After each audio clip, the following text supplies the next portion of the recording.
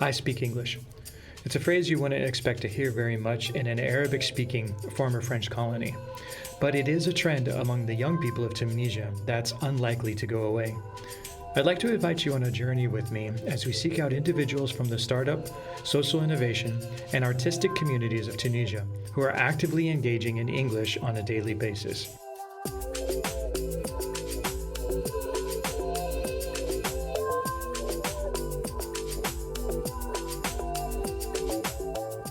Our quest is simple. We'll discover how English has impacted these individuals' lives and gain their perspective on the influence that English will have on the future of Tunisia. I live in Tunisia and I speak English. And I speak English. And I speak English. And I speak English. And I speak English. And I speak English. And I speak English.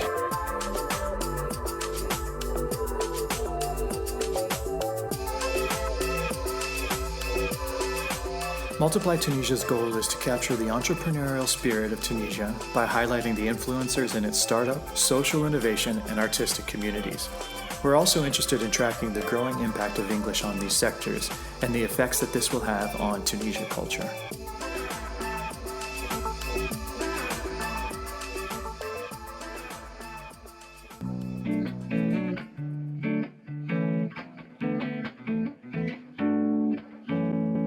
The startup scene in Tunisia is full of committed and talented individuals focused on making a positive impact in their country. with his help in creating L-Space, Tunisia's first social innovation hub, Adnen Ben Has Yahia positioned himself in the very center of that startup community. I welcomed him to the station to hear his thoughts on how social enterprise will affect Tunisia and the role that English will play as it continues to emerge.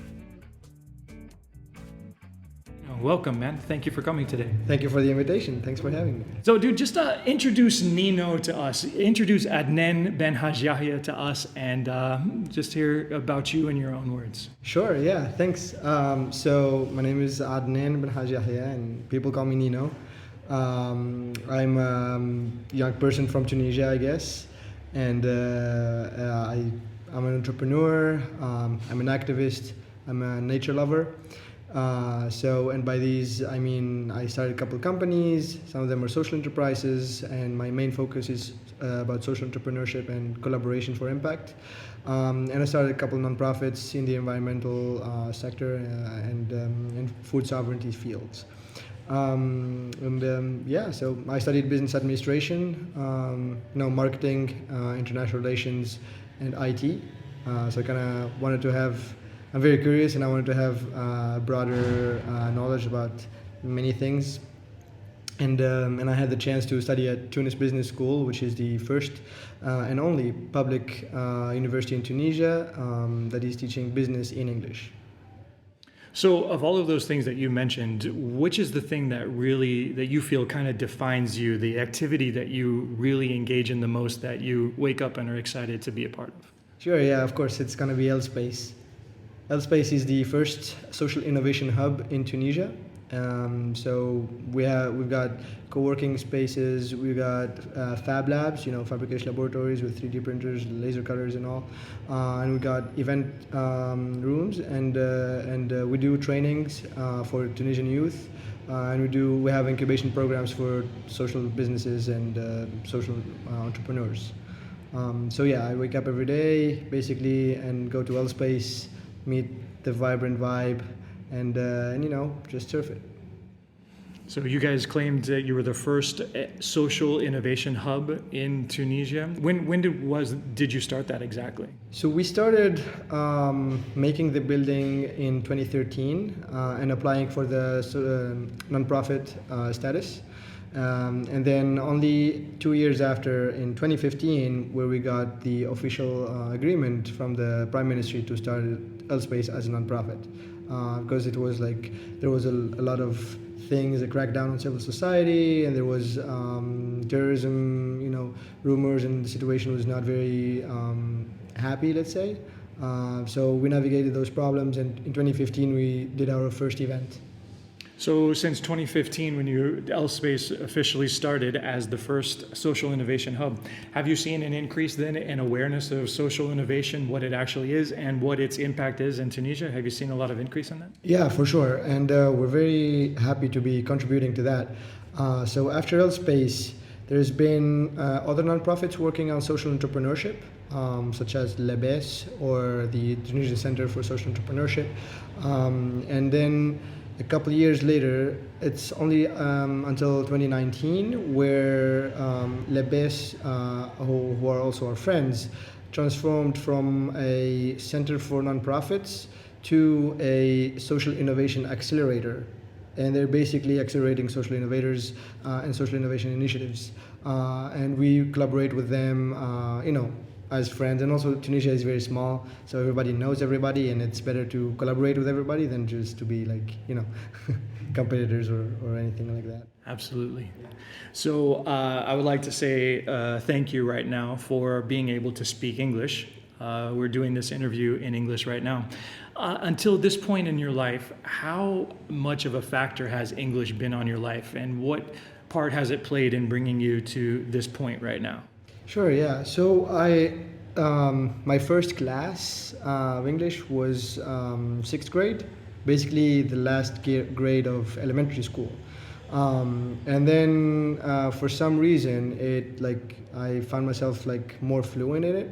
And more interested in watching movies, cartoons, or TV series in English. And then that followed through high school. I always had good grades in English, but not that good grades in math.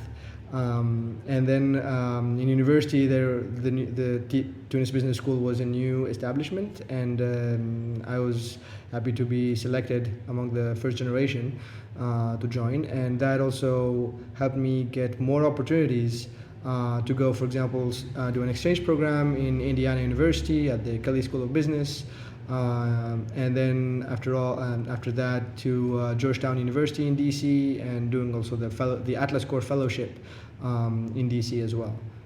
So English has been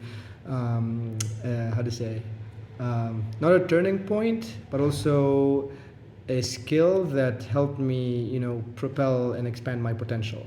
And also, of course, starting my companies and LSpace and the other nonprofits, knowing the best practices and being able to read and analyze reports and get Western best practices and also Western fail stories helped me a lot to know to contribute and to build the things I've built here. Wait a minute, you just said Western fail stories? Yeah. So where we in the West have failed, you read them and say, okay, I'm not going to make that mistake? Of course. And these stories, you can find them, for example, there's been, after the fall of the Soviet Union, this is just a quick example, and there was a huge wave of privatization of companies, a huge wave of, new democracies and stuff like that. A lot of things failed, and it's only documented in English. If you're a French speaker, you probably never heard of these, or if you don't read on these things. But also, I'm very interested in business and the international relations. So that English helped me a lot to learn these things, and also to see and identify how Tunisia as a government, as a country, is going towards, and seeing or anticipating where the problem might happen and where it's going to be social issues might be more pressing, and that's how this information helped me fit into LSpace programs and design good programs and very sustainable in terms of impact, in terms of time. So basically, you've just looked at the past and basically interpreting the past as a way to try to navigate as you walk forward in the future. And English has been, the conduit to allow that to happen, to access both the past and as a way to talk and think about and express the potential of the future, huh? Yep, perfectly. And also, there's the same thing I did with the same thing, by being able to. I'm a native Arabic speaker, and also I'm an excellent French speaker. So doing that, like learning from other cultures, learning from my own culture in the MENA region, helped me a lot. Like, you know, learning from the past and seeing where the future is going and trying to contribute in impacting positively people's lives and the environment as much as I can. So if you were to take that idea and we talk about the future a little bit, I view you in my limited time here, both in Tunisia and just being able to hang out with you, I view you kind of as at the leading edge of when English really began to impact you and really, like, young Tunisians really began diving into English. I see you kind of as the front runner for that. And I hear that simply because of Tunisians that I've spoken to who are younger than you are really diving into English. It feels like they're just completely submerged into it right now. What do you think is the future of English here in Tunisia and the impact that would have both on social, maybe business, or overall culture of Tunisia? It's easy.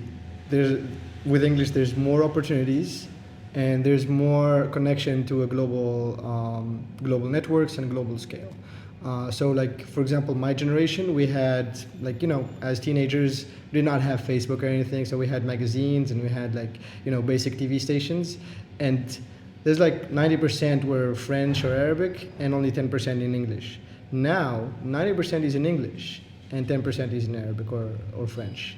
And also with the internet, like this coming generation of young people who are, like, you know, 5-10 years younger than me, who are graduating high school and starting their first jobs or first companies, they see English as like a necessary, like a must. You know, you must have English skills, like, and communication skills to be, like, you know, to live basically. It's a very competitive environment internationally. So the more skills you have, the better. And with English, you can get more skills and more opportunities. So I just wonder, you made one comment there, and just want you to unpack it if you can. You said they need English to live. Is that something that you truly believe, or would you say that they need English to expand where they are? How would you say that? Yeah, I would say, like, just living or surviving is not it. That's not the purpose of life. It's like we need to like always expand, like in, like, you know, grow professionally, grow personally, and also for when I say these people are, like, they need English and they know they need it and they feel they need it, it's because they see the inequalities between the like geographic areas we live in as human beings on this planet. Like, a 20-year-old American has like 100% more opportunities than a Tunisian 20-year-old. So it's an unequal and unjust world, right? So for the Tunisian to, you know, expand and be, or like live or increase their standards, it's got to be like through English. Like, English is just the basic level to achieve anything in this world. Well, thank you, Nino, for expressing yourself and giving us your thoughts on English and how it's affecting Tunisian culture. I just want to say thank you for coming in and joining us today, and look forward to the next time we get to sit down and talk. If you were to just say this, where is Nino going to be in 5 years from now? Is that a question? That's a real question. So Nino is going to be in Tunisia doing I don't know what. I don't know. It's gonna be, so my mandate with L-Space is ending like soon, maybe in 2 years. I don't know what's gonna happen. So, like, yeah, for me, I'm just happy being here. Got my people, got my like, people love me. I love my people, and for me, it's just not a matter of, you know, not a matter of like the pursuit of money at 100% or pursuit of happiness at 100%. It's like a balance of both. So yeah, so you're gonna see me in Tunisia, but like, I don't know what I'm gonna be doing. Cool. Well, thanks, Nino, for coming in. Really appreciate it. Thank you.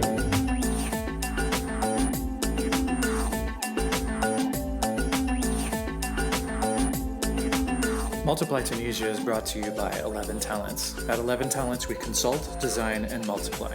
Find out more by following us on our Facebook page, our Instagram feed, or by visiting our website at 11talents.com. At 11 Talents, we start with you.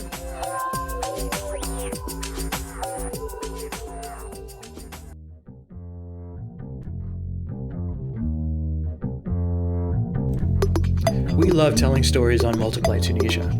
We also love collaborating with like-minded individuals and organizations to bring these stories to life. Episodes in our I Speak English series were made with contributions from Rawinji Studio. Rawinji Studio works with changemakers to catalyze social change in Africa through visual storytelling and social innovation. We encourage you to check them out on the internet. And in case you can't spell Rawinji, just look on our website. We'll make sure that they get tagged and all of the appropriate links will be there.